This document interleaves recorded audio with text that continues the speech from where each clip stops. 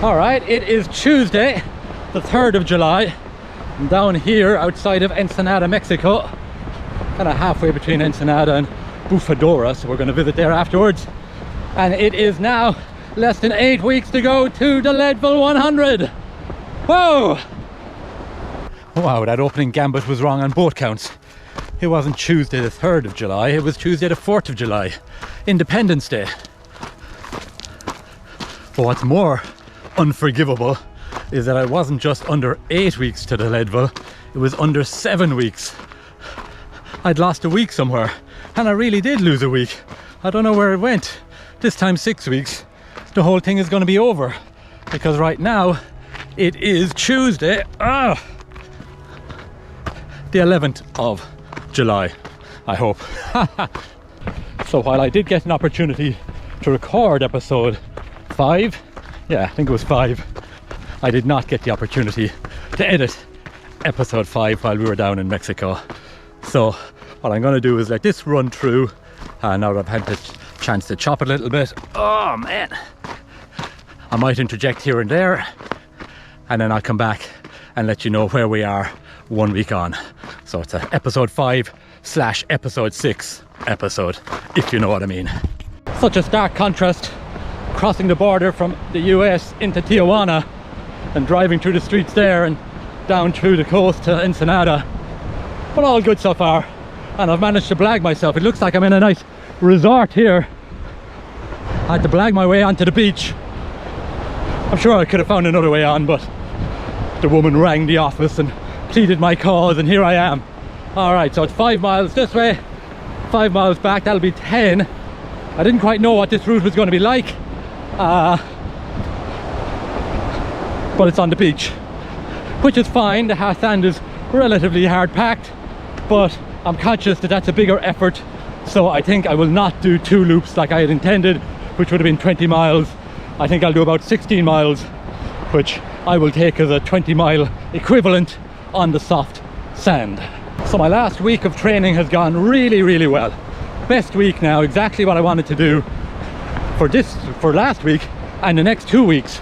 All I really want to achieve in a 7-day block is a good long run, a good hard run, which is the tempo session that I mentioned last week, and 60 miles, give or take, overall cumulative in the week.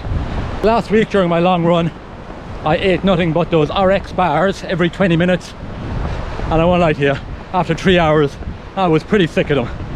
So today I'm going to have a goo gel, which I already use, and they work very well for me in the shorter distances, every 20 minutes, so I don't anticipate having any issues, although I don't normally take them every 20 minutes. So yeah, gels worked fine, but only ended up doing 12 miles, so that's not really a good test. I hope the breeze isn't killing my audio, so I'm talking a little bit louder in the hope of saving it if it is. Alright, the other thing that I'm doing, again, similar to what I did last week with one little tweak, is I'm wearing the belt again. The belt worked pretty well, and what I'm conscious of is that I will be able to change from the belt into a backpack, you know, from certain aid stations to aid stations, so let's mix it up a little, right? The other addition I have today is I'm taking the Camelback handheld as well. So I have 500 mils here, I have 500 mils in the back of my waist belt.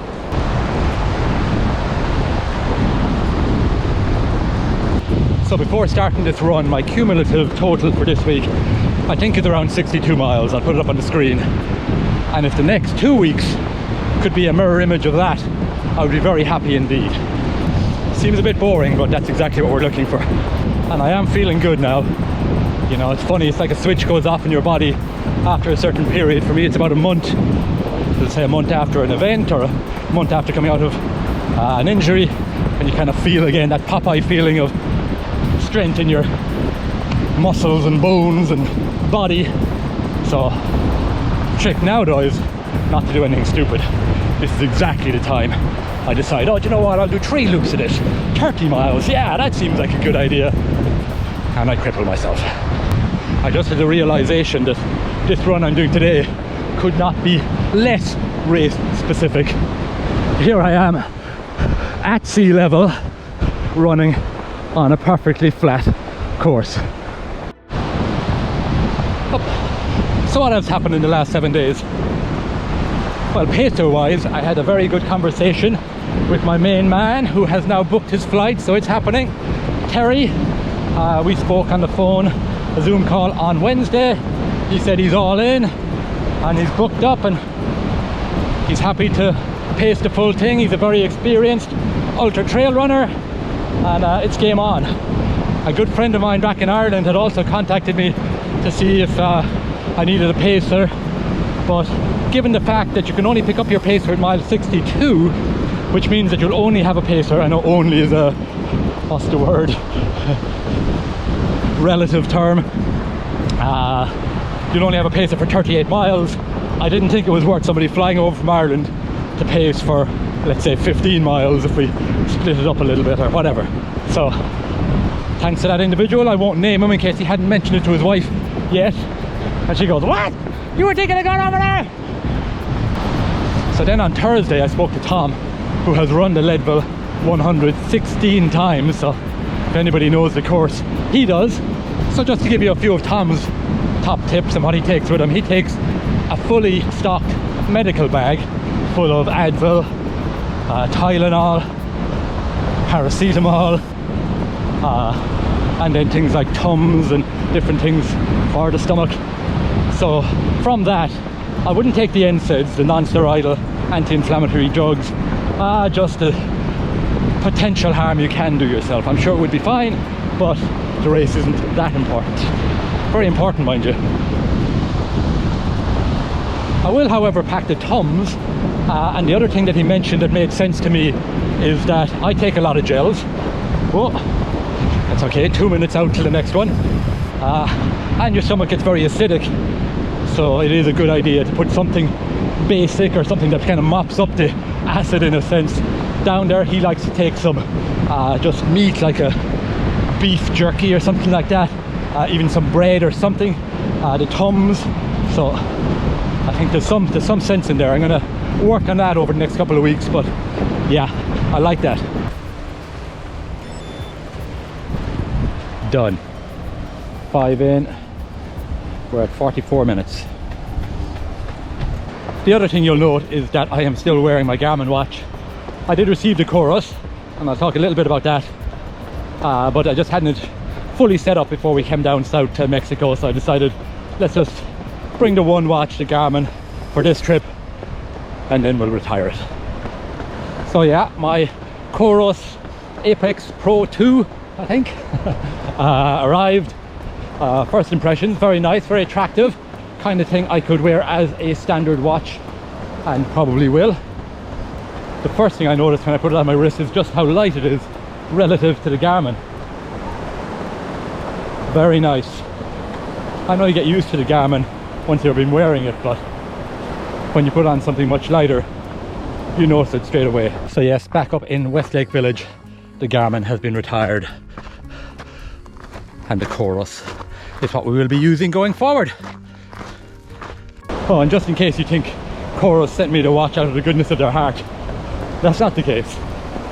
Paid for the watch with my own money, but over the next couple of weeks I'll let you know how I get on with it.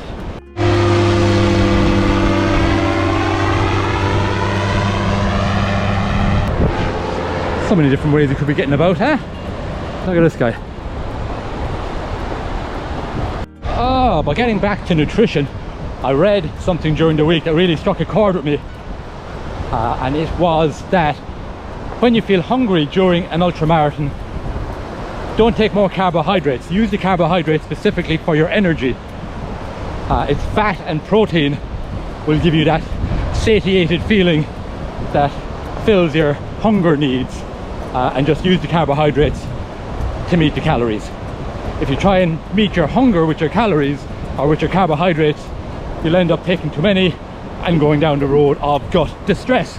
So that's definitely one I'm going to think about and use more, because for the shorter ultras I have, and it's worked for shorter ultras, just use the gels and the tailwind, but definitely for Leadville there will be some protein and fat in there, I can assure you. All right, that's 10 miles. One other thing that I did notice about nutrition is having taken a lot more food last Tuesday during my long run. Pretty sure my recovery was faster than it would otherwise have been, so I'm hoping today will be the same situation. Starting to feel a slight, don't think you need to look at it, starting to feel a slight strain on the right hamstring. Nothing I'm too worried about just yet, but I'm going to keep an eye on it. Okay, I'm going to change my bottle. I've emptied out this for the full one that I don't particularly like bouncing around in my back. That's one of my observations with the belt, having a full 500ml bottle here at the small of my back. It's all right, but I could do without it, to be perfectly honest. So, but well, look, this is training. We try out all these things, and hopefully on race day we use the best of the best. I do love a good quotation, and I heard a good one recently. Is it a whingery or is it an injury? At the moment, my hamstring is very much a whingery, not even close to an injury, but I think I'm going to call it short today. Just under 11 miles at the moment. I think on the sand and just with my hamstring, that'll be enough for today. There's plenty running left to be done in this week.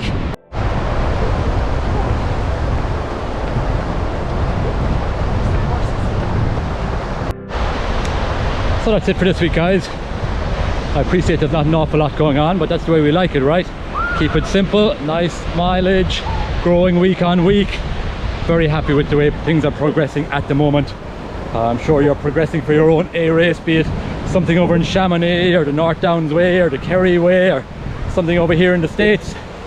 So keep it simple, keep the miles rolling in, and keep the injuries far, far away. Okay, over and out for now, and we'll talk again next week. So no, whoa, that's not actually it for now, guys.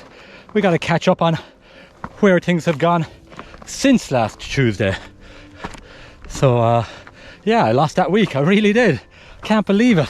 I cannot believe that in 6 weeks time I'll have left Colorado and the Leadville will have been and gone. That is mind-blowing. So put the vest back on today, and even though I don't have that much in it, it did feel like putting on a saddle, or certainly putting on an extra layer on top, which I definitely don't need, as the temperature is very much rising here today, due to hit 29 degrees C. I don't know what we're at right now, but it's warm. So if you've been watching my episodes for a couple of weeks now, it'll come as no surprise to tell you that the rest of the week was very much a mixed bag, as every week seems to be, particularly as we're kind of moving around. But we're based here now in Westlake Village for the next 3 weeks before we head on our journey to Colorado, so should get some fairly standard training done over the next 3 weeks. So as I mentioned, I kind of make it up as I go along. So while we were down in Mexico, didn't get a lot of hill time, so my plan today, and I'll step back and tell you what last week was like, but my plan today is to do 10 miles, pretty much hills, up and down. I'm not doing hill repeats, I'm just running in the hills. And I've driven over here, which isn't too far from my house, but I didn't want to add on the there and back from the house. Would have been about another 5 miles, but it would have been flat road miles, and I want to spend the 10 miles in the hills. So let's do it. This really is a good trail, because it's so broken up that it forces you to lift your head and look ahead to see where your foot is going to land. And what I can see is I've gotten a little bit lazy at that. It's so important. Lift your head. Yeah, look where your feet are going, but you definitely need to look ahead to find that best line down the hill. Hoppa!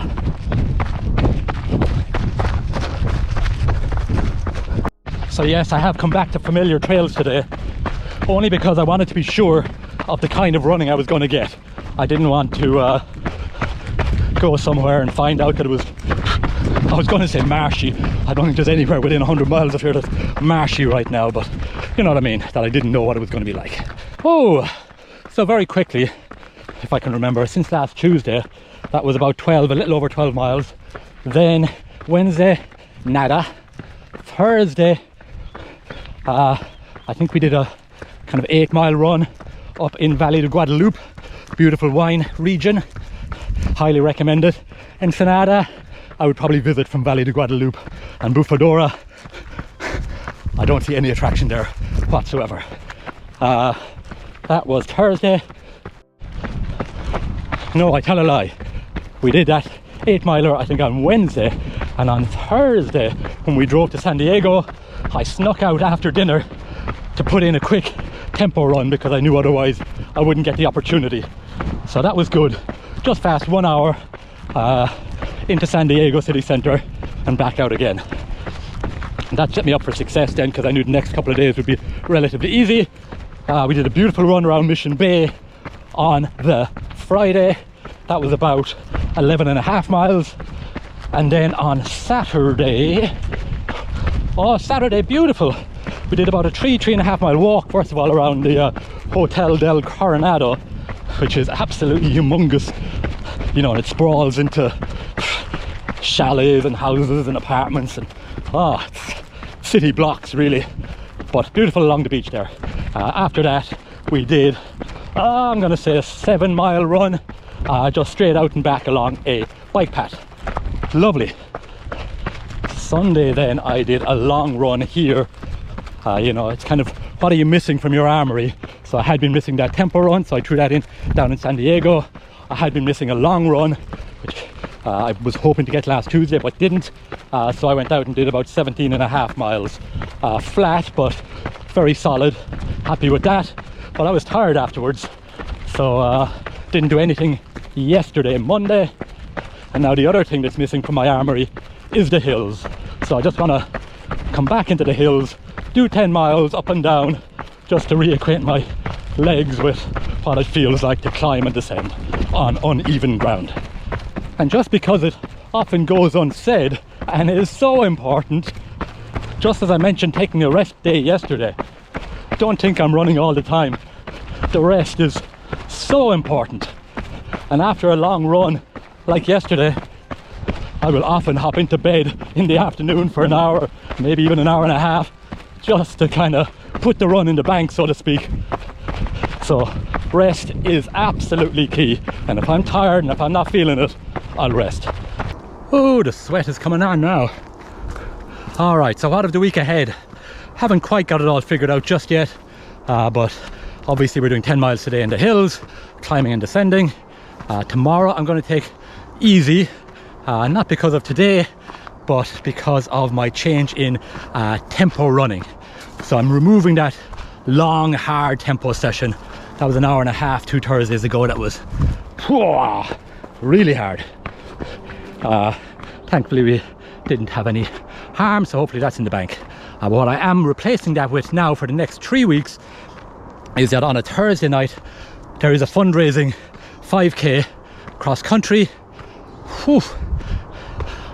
Run for the ranch. It's a Paramount Ranch, which was bought specifically to be a movie scene, and I'll tell you more about that since I don't really know too much right now. But that's running this Thursday, next Thursday, and the following Thursday, which takes us up to right before we hit the road for Colorado. So that will effectively become my tempo session. Even though it's only 5k, let's say somewhere in the region of 20 minutes. With a warm up and a cool down, half an hour, perfect.